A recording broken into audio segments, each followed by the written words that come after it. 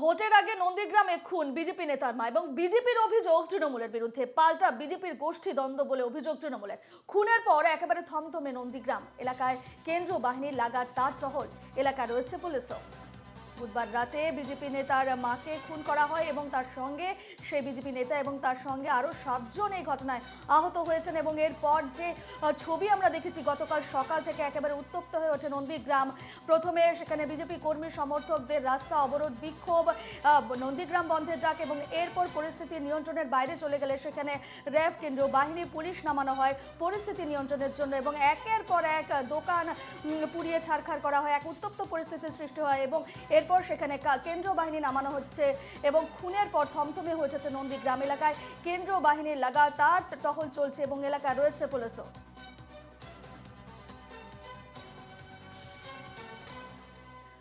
আমরা সরাসরি চলে যাব আমাদের প্রতিনিধি সৌরজ্যোতি বন্দ্যোপাধ্যায়ের সঙ্গে। সৌরজ্যোতি, আজ সেখানকার ছবিটা কি? কারণ আমরা গতকাল সকাল থেকে যে ছবি দেখেছি বিজেপি কর্মীর মার খুনের পর এবং যেমনটা জানা যাচ্ছে যে বর্তমান সেই বিজেপি নেতা কিন্তু সংকটজনক অবস্থায় রয়েছে কলকাতা হাসপাতালে এবং গতকাল সকাল থেকে একটা উত্তপ্ত পরিস্থিতির ছবি দেখি এবং এরপর সেখানে দেখি যে কেন্দ্রীয় বাহিনী সেখানে নামানো হয়েছে, টহল দিচ্ছে কেন্দ্রীয় বাহিনী দল। আজ সেখানে ছবিটা কি?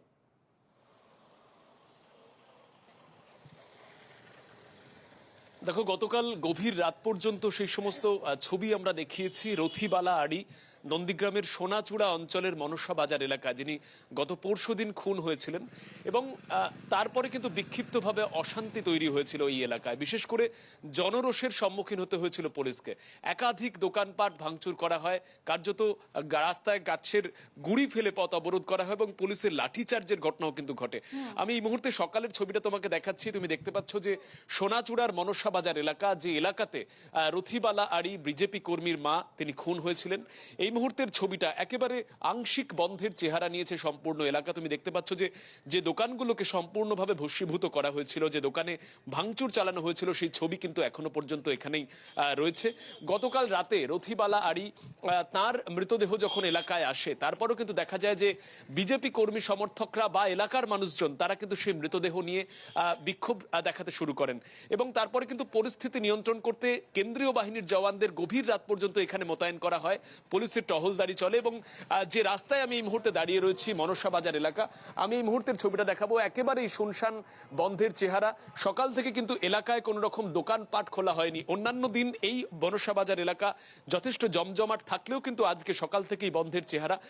যেই রাস্তাটা সামনের দিকে চলে যাচ্ছে এটা মূলত নন্দীগ্রাম এবং এবং এবং এই মুহূর্তে যে ছবিটা তোমাকে দেখাবো, তুমি দেখতে পাচ্ছ যে পুলিশের যারা আধিকারিক রয়েছেন, পুলিশের ফোর্স যারা রয়েছেন, তারা কিন্তু এখনো পর্যন্ত এই এলাকার বিভিন্ন প্রান্তে তারা নজরদারি করছেন এবং কোনো রকম ভাবে নতুন করে অশান্তির পরিস্থিতির উদ্রেক হতে পারে এই আশঙ্কায় কিন্তু পুলিশের তরফ থেকে টহলদারি চলছে।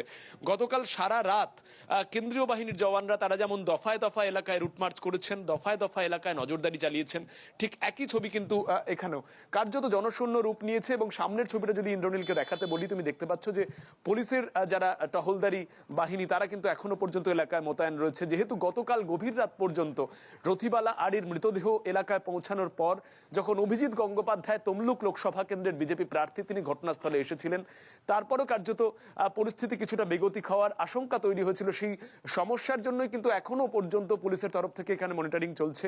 এলাকায় একাধিক দোকানপাট ভাঙচুর করা হয়েছে, সেখানে অগ্নিসংযোগ করা হয়েছিল। পুলিশের বিরুদ্ধেও কিন্তু ক্ষোভ উগরে দিয়েছিলেন স্থানীয় বাসিন্দারা। আমি এই মুহূর্তের ছবিটা দেখাচ্ছি, একটি স্টেশনার এবং হার্ডওয়্যার্সের দোকান, সেই দোকানটা কিন্তু কার্যত ভেঙে ফেলা হয়েছে এবং গতকাল রাত পর্যন্ত কিন্তু এই দোকানে আগুন জ্বলছিল। বাড়িঘর যারা রয়েছেন, এলাকার মানুষজন যারা রয়েছেন, তারাও কিন্তু কোথাও একটা সন্ত্রস্ত মনোভাব নিয়ে রয়েছেন। যে কোনো মুহূর্তে পরিস্থিতির পরিবর্তন ঘটতে পারে, যে কোনো মুহূর্তে নতুন করে হামলার আশঙ্কাও কিন্তু তারা করছেন। স্বাভাবিকভাবেই এখনো পর্যন্ত কিন্তু এলাকা থমথমে, পুলিশের তরফ থেকে টহলদারি এবং বিশেষ নজরদারি চালানো। ভোট রয়েছে এবং তার আগেই নন্দীগ্রামে এরকম একটা ছবি আমরা দেখতে পাচ্ছি। আজ একেবারে থমথমে ছবি, সেই যে ছবি তুমি আমাদের দেখাচ্ছ, ভোটের উপর কতটা প্রভাব পড়বে নন্দীগ্রামের এই ঘটনা?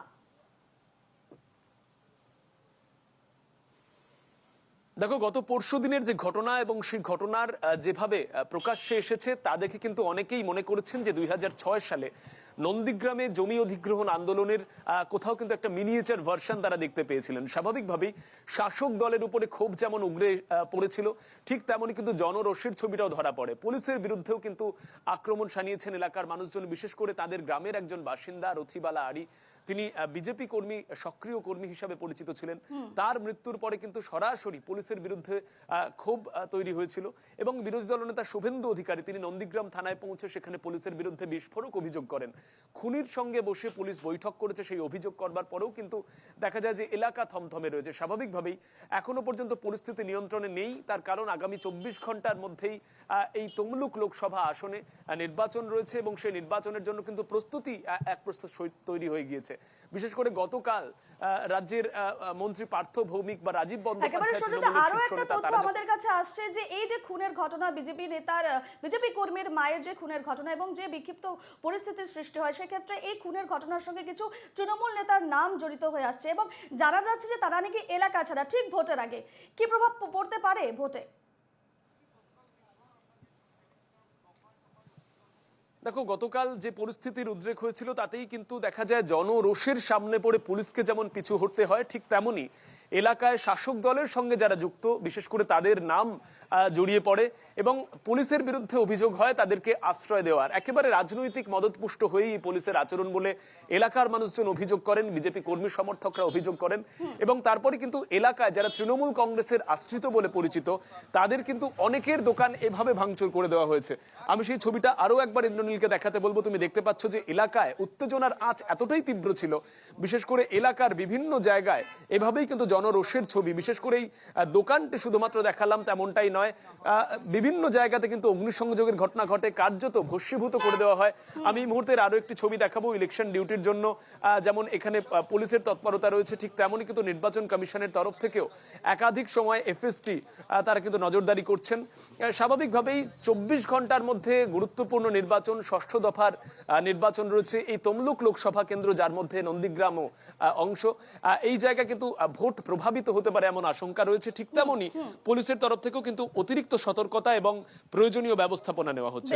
বেশ, আমাদের নজর থাকবে এই খবরের উপর এবং সুরজ্যোতি তুমিও খবরে নজর রাখো। তো আপাতত তোমাকে ধন্যবাদ জানাচ্ছি।